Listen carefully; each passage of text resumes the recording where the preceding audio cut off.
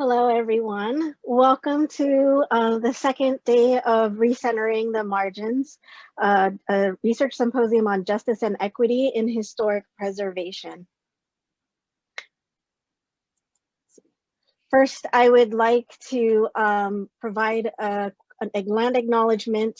The University of Maryland is located on the traditional, ancestral, and contemporary lands of the Piscataway people. We acknowledge the painful history and legacies of genocide and forced displacement from this territory, and we pay our respect to the many diverse Indigenous peoples still connected to this land on which we gather. And at this time also, I would like to take a moment to acknowledge and recognize the over 400,000 individuals who have passed away due to COVID since last year. And so I just take a moment to reflect on these deaths across our nation and many people who have been impacted not only by these deaths, but as our society has been forever changed.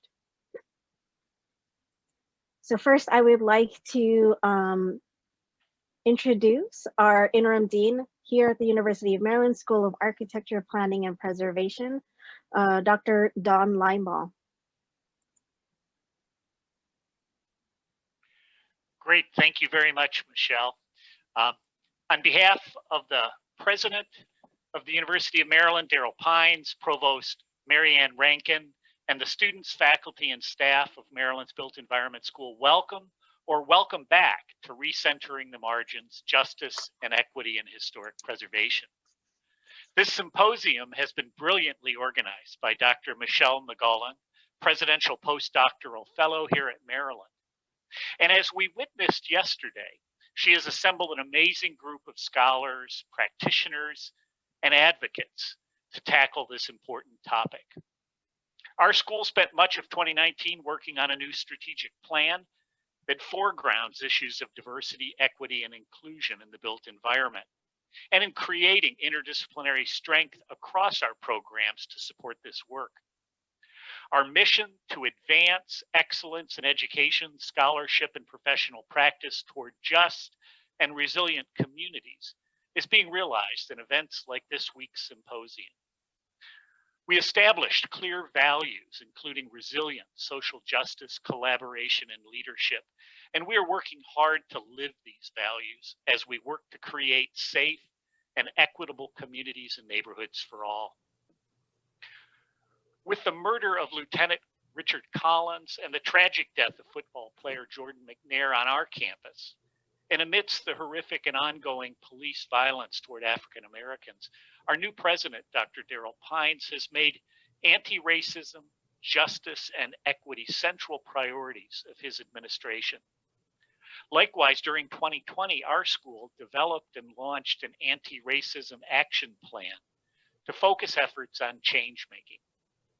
This work is underway thanks to a commitment by students, faculty, and staff to acknowledge our failures and take corrective and decisive action to heal and advance. We do this knowing that change happens slowly, but we commit ourselves and our resources to moving our community forward. I would normally say here that I hope you enjoy today's presentations and discussions, and I do wish that for everyone.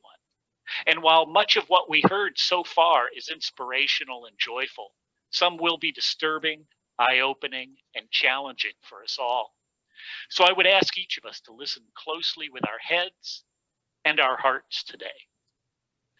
When I think of listening with our hearts, I think of the word feeling, and we heard that word used a lot in yesterday's presentations.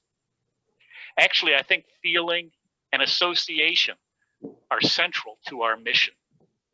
And as we think about the National Register integrity, for instance, among the most misunderstood and avoided parts of the process are these two terms, feeling and association. In fact, they provide us with tools to address some of the issues raised yesterday and no doubt raised today. But we must embrace them and employ them as practitioners and demand more from our state and federal regulators. Let's work to sharpen these tools and use them to our advantage. Yes, feeling and association are qualitative and can be less tangible, but they should not be avoided or ignored or dismissed in favor of more quantitative or tangible aspects of integrity and significance. To let this to continue is to endanger many of the projects under discussion today, projects that provide a sense of place and belonging for everyone. The response to this symposium, now almost 900 registrants, should fill us with hope and joy for the work ahead. And we thank each of you for joining us today. And let me also invite you to join us at future events at our school.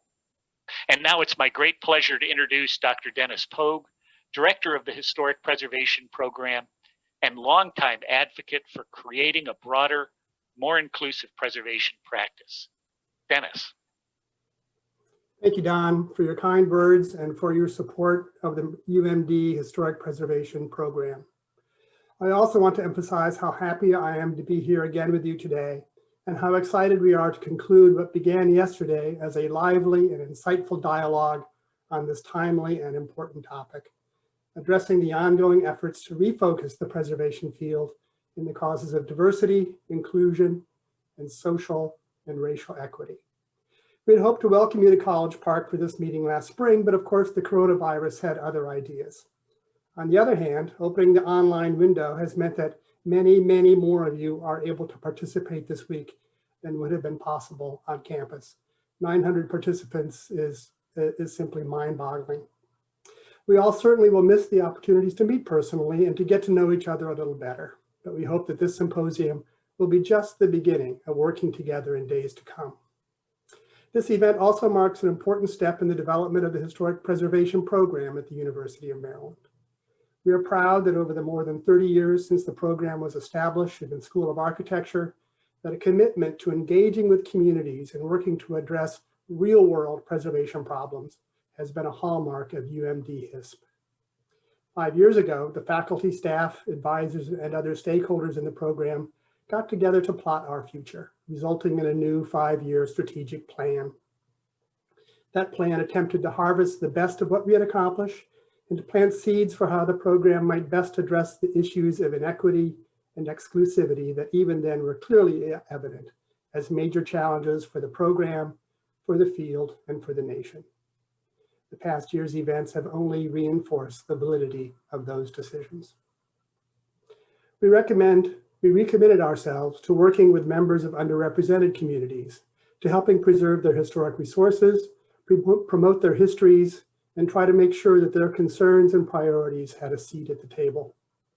Since that time, our students have worked to preserve LGBTQ historic resources in the city of Baltimore, developed a historic trail program for 3 traditional African-American communities in southern Prince George's County, partnered with the Maryland Historical Trust in establishing the framework for documenting the Chinese immigrant experience in Baltimore and around the state, and documented resources of the traditional Black communities of Fairmount Heights and North Brentwood and the Latino community of Langley Park. We look forward to continuing to provide our students with this valuable and important experience while assisting these communities to use their historic resources in improving the quality of life for their residents. This week's program is the result of the work of a talented crew of individuals, former and current HISP students, dedicated staff of the School of Architecture, Preservation, and Planning, and friends from across the campus and beyond. Too many for me to acknowledge personally. The listing of their names in the program document is just a token of our gratitude. But every team needs a leader, and I'm most pleased to introduce ours, Dr. Michelle Magalong.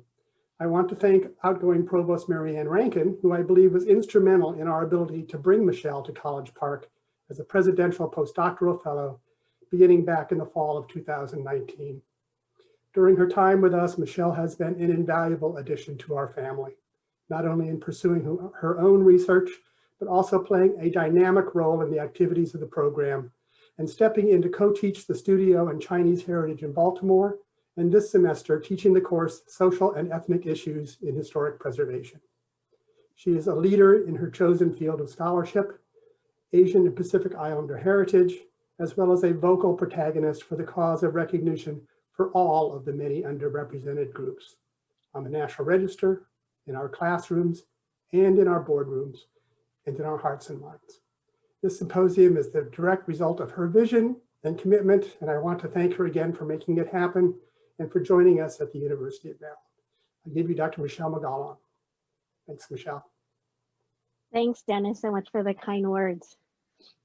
As Dennis has mentioned, let me share my screen real quick. We'd like to welcome you to the second and final day of our research symposium, Recentering the Margins, Justice and Equity in Historic Preservation. As Dennis had mentioned, we would like to acknowledge and thank the team who really helped pull this together, including staff, students, alumni, and community members that represent the Terps family. So I thank everyone for that. And just a quick overview, some logistics. We may be on Zoom, but we still have some logistics. So yesterday you got the chance to see the first half of speakers and panel discussions on how do we frame justice and equity moving forward in historic preservation. If you look at the Q&A function of Zoom, you may be able to click on the link to the event website, and in there you'll see the program book we have as a PDF, so you can view it in greater detail. So this was yesterday, and then today we also have a stellar lineup of panelists at different sessions for today. And at the end of the day, we've invited all speakers who are able to join us at the time to come back and have a short discussion of how do we move forward, how do we advance this work even further in the coming days and years and in this new administration. In addition, we do have a code of conduct. It's on our website and you can check it out there. As you can tell, the chat function has been disabled, but you still have the ability to pose questions in the Q&A function. We will be monitoring that. I have a great team of folks supporting the Q&A. And so we will try our best to answer as many questions as we can. But if we're unable to, we do have, instead of a chat box, I know people, we often get inundated with the chatter. So instead we've created a Google Doc that captures the questions of all the sessions. It's all broken down by page for each session. It has the questions there, and you can also add more questions in there. We have our team looking, cross-referencing both to see if they miss anything, and helping our moderators, as well as folks will be asking about, oh, what are the resources, what citations, what links, what websites do you have on what may be covered in their presentations. And so we hope to capture those resources here in the Google Doc. And if you scroll down to the very end of this Google Doc, as per suggestion yesterday, we are inviting folks, all attendees, all 900 plus of you, to share some of the work that you may be doing that's related to justice and equity, that people may be interested in learning from. I know the one disadvantage of the webinar is you don't get to see who else is in the room, but hopefully you could see it in this Google Doc. So we ask, please do not delete anything. Hopefully just be gentle in the functions, as I know it's an open source document. So we are hoping that we can capture everything in these times.